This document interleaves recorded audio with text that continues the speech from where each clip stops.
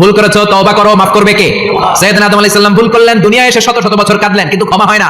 আল্লাহরে বললেন, আল্লাহ কি করলে ক্ষমা পাবো বলো? ফাতালাক্কা আদামু মির রাব্বিহি কালিমাতিন ফাতাবা আলাইহি। আল্লাহ বললেন, ও আদম, তোমার কিছু কালেমা শিখায় দেই, এই কালেমাগুলো দিয়ে আমার কাছে দোয়া করো, ক্ষমা করে দেব। আল্লাহ শিখায় দিলেন, ও আদম, দুই হাত তুলে চোখের পানি ছেড়ে আমার কাছে পড়ো, রব্বানা পড়েন, রব্বানা যালামনা আনফুসানা ওয়া ইল্লাম তাগফির লানা ওয়া তারহামনা লানাকুনান্না মিনাল খাসিরিন। এটা শিখাই দিয়েছিল আল্লাহ। আল্লাহ, আমি জুলুম করেছি, অন্যায় করেছি, ভুল করেছি, পাপ করেছি, তুমি যদি ক্ষমা না করো, ক্ষমা করার কেউ নাই, ঠিক কি না? আমরাও পাপ করলে এই দোয়াটা পড়ার দরকার আছে না নাই? পাঁচটা শর্ত সাপেক্ষে আমাদের তওবা কবুল করবে কে? তওবা কবুল হওয়ার কিছু শর্ত আছে, পাঁচটা। কয়টা? চিৎকার মেরে বলতে হবে, তওবা কবুল হওয়ার শর্ত কয়টা? এক নম্বরে হচ্ছে আল ইকরা, acknowledgement. You have to give the acknowledgement that you are the greatest sinner on earth. আপনাকে ঘোষণা দিতে হবে যে আপনি পৃথিবীর সবচেয়ে বড় পাপী। এক নম্বর শর্ত, আপনি বলেন যে আল্লাহ, আমার চেয়ে বড় পাপী নাই, আকাশের নিচে জমিনের উপরে আমি সবচেয়ে বড় পাপী, এমন কোন পাপ নাই যেটা আমি করি নাই, ঠিক কি না? এক নম্বরে পাপের ঘোষণা দেন। দুই নম্বরে আন-নাদাম, নাদাম মানে repentance. You have to be repentant for what you have done. আপনাকে অনুতপ্ত হতে হবে, চোখের পানি ছাড়তে হবে। আল্লাহ, আমি লজ্জিত, আল্লাহ আমি নাদাম, আমি পিশাচ, আমারে মাফ করে দাও। তার মানে স্বীকার গেলেন কি অন্যায় করেছেন।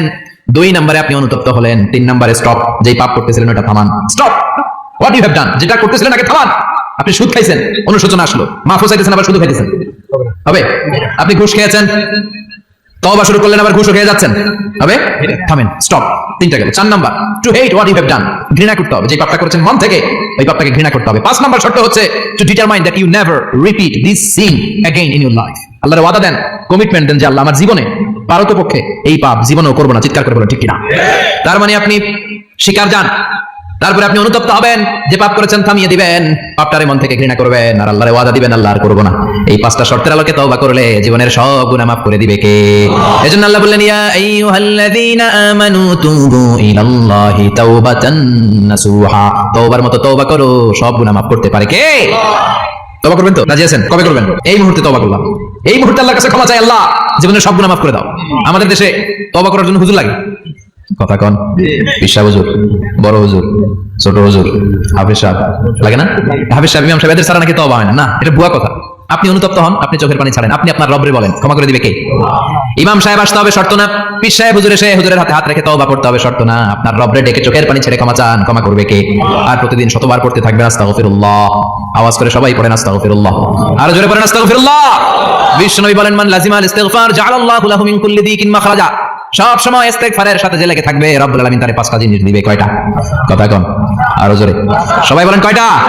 নাম্বার 1, জাআলাল্লাহু লাহু মিন কুল্লি দিকিন মাখরাজা। বিপদে পড়লে বিপদ থেকে উদ্ধার করবে কে? আমাদের তো কোনো বিপদ নাই না? আছে, আছে। কত বিপদ, হ্যাঁ? রাস্তাঘাটে দুর্ঘটনা হতে পারে, যে কোনো সময় ভূমিকম্পে পড়তে পারি, বজ্রপাত পড়তে পারে না? ঠেড়া বইয়ের মানুষ নাই, আছে না নাই? এই বিপদ আপদ থেকে আপনারা রক্ষা করবে কে? যদি আপনি ইস্তেগফারের সাথে আঠার মতো লেগে থাকেন। কিসের সাথে? কথা বলেন। ইস্তেগফারের সাথে লেগে থাকতে পারলে এক নাম্বার হচ্ছে বিপদে পড়লে আপনারে মুক্ত করে দিবে কে? দুই নাম্বার, ওয়ামিন কুল্লি হাম্মিন ফারাজা, যে কোনো ধরনের টেনশন, হাইপার টেনশন থেকে বাঁচায় দিবে কে? আমাদের তো টেনশন মেনশন নাই না? আছে। লাইফ নিয়ে টেনশন, বাঁচার টেনশন, মরার টেনশন, ক্যারিয়ারের টেনশন, রাস্তাঘাটে যানজট, এটার টেনশন, পুলিশের দৌড়ানি, র্যাবের দৌড়ানি, বাড়ির ভাড়া, গ্যাস বিল, বিদ্যুৎ বিল, ছেলে মেয়েদের লেখাপড়া, কত টেনশন। এই সব টেনশন থেকে আপনারা মুক্ত করে দিবে কে? তিন নম্বরে, ওয়ারযুকহু মিন হাইসু লা ইয়াহতাসিব, এমন জায়গা থেকে আল্লাহ আপনার রিজিকের ব্যবস্থা করবে আপনি কল্পনাই করতে পারবেন না। সুবহানাল্লাহ বলেন। চার নম্বরে, সব সময় ইস্তেগফার যদি পড়া হয়, আল্লাহর কোনো আযাব ওই বান্দার উপরে আসে না। ওমা কানাল্লাহু মুআযযিবাহুম ওয়া হুম ইস্তাগফিরুন। যতক্ষণ আমার বান্দা আমার কাছে ইস্তেগফার করতে থাকে, আমার কোনো আযাব বান্দারে পাবে না। যতক্ষণ ইস্তেগফার করবেন, আল্লাহর কোনো আযাব আপনার উপর আসবে না। চারটা গেল। 5 নাম্বার, বারবার ইস্তেগফার করলে রফিক ভাই, আল্লাহ আপনার মুস্তাজাবুদ দাওয়া বানাবে। দোয়া করা মাত্র কবুল করে নেবে কে? মুস্তাজাবুদ দাওয়া, বুঝেন তো? মানে যিনি হাত তুলতে দেরি, কবুল হতে দেরি হয় না। বারবার ইস্তেগফার করে দেখেন যে আপনার দোয়া কেমনে কবুল হয়। ইমাম আহমদ ইবনে হাম্বলের নাম শুনেছেন? হাম্বলি মাযহাবের প্রতিষ্ঠাতা, হানাফি, শাফিঈ, মালিকি। 4 নাম্বারটা আপনারা বলেন, হাম্বলি। এই হাম্বলি মাযহাবের ইমামের নাম আহমদ ইবনে হাম্বল, জগৎ বিখ্যাত মুহাদ্দিস। একক স্বতন্ত্র হাদিসের কিতাব হিসেবে পৃথিবীতে সবচেয়ে বড় যে হাদিসের কিতাব, ওইটার নাম মুসনাদ আহমদ ইবনে হাম্বল। 40,000 হাদিসের কালেকশন আছে এটাতে।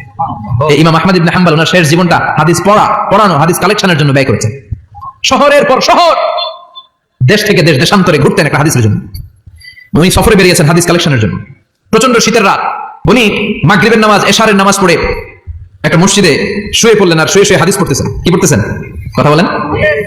আর মনে মনে ভাবলেন রাতটা মসজিদে কাটায় দেই, ফজরের নামাজ পড়ে আবার বেরোবো। কিন্তু দারোয়ান এসে বলে, মসজিদে থাকতে পারবেন না, ওঠেন। দারোয়ান আছে না? কথা কন।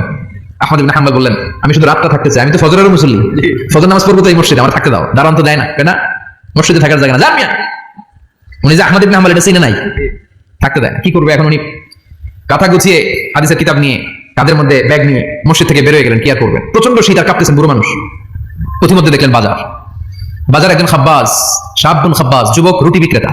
সে রুটি বিক্রি করে, চুলার মধ্যে রুটি শেখে। সে যে সালাম দিল, আসসালামু আলাইকুম, যুবক বলে ওয়ালাইকুম আসসালাম। আহমদ ইবনে হাম্বল বলে, যুবক আমার যাওয়ার জায়গা নেই, সফরে বেরিয়েছি, খুব শীতে কষ্ট পাচ্ছি, রাতে যদি তোমার এই চুলা থেকে একটু আগুন পোহাই কোনো সমস্যা? যুবক বলে, না না সমস্যা না, আহলান ওয়া সাহলান, খোশ আমদেদ, আসেন আসেন, আপনি আগুন পোহাইলে আমার সমস্যা কি? সুবহানাল্লাহ বলেন।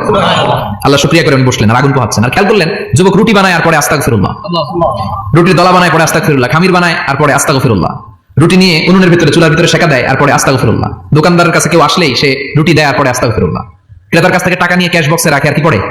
আবার রুটি বানানো শুরু করে আর কি পড়ে? খালি এটাই পড়তেছে। ইমাম আহমদ ইবনে হাম্বল তো অবাক, কি রে এটা আবার কেমন যুবক, খালি আস্তাগফিরুল্লাহ। উনি প্রশ্ন করলেন, যুবক ঘটনা কি? আসার পর থেকে তোমার দেখতেছি তুমি রুটি বানাও, রুটি বিক্রি করো আর পড়ো আস্তাগফিরুল্লাহ, মালাকা ইয়া শাবাব।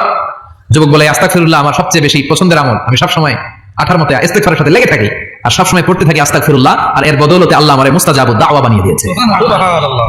আহমদ ইবনে হাম্বল তো অবাক, আনতা মুস্তাজাবুদ দাওয়া, তুমি মুস্তাজাবুদ দাওয়া রুটিওয়ালা? আমি এত বছর হাদিস পড়াই, আমি তো মুস্তাজাবুদ দাওয়া না, আর তুমি রুটি বেচো বাজারে, তুমি মুস্তাজাবুদ দাওয়া, তুমি দোয়া করলে সব কবুল হয়ে যায়? যুবক বলে, না আনা মুস্তাজাবুদ দাওয়া, আমি আমার জীবনে যত দোয়া করেছি কবুল করে নিয়েছে কে? আল্লাহ। সব দোয়া কবুল করে নিয়েছে আল্লাহ, একটা দোয়া ছাড়া। কয়টা? আহমদ ইবনে হাম্বল কৌতূহল, কিউরিওসিটি আরো বেড়ে গেল, কি সব দোয়া কবুল হয়েছে একটা দোয়া ছাড়া? মা যালিকা দুআ ইয়া শাব, কি সেই দোয়া? যুবক এবার বলতে শুরু করলো, আমার জীবনে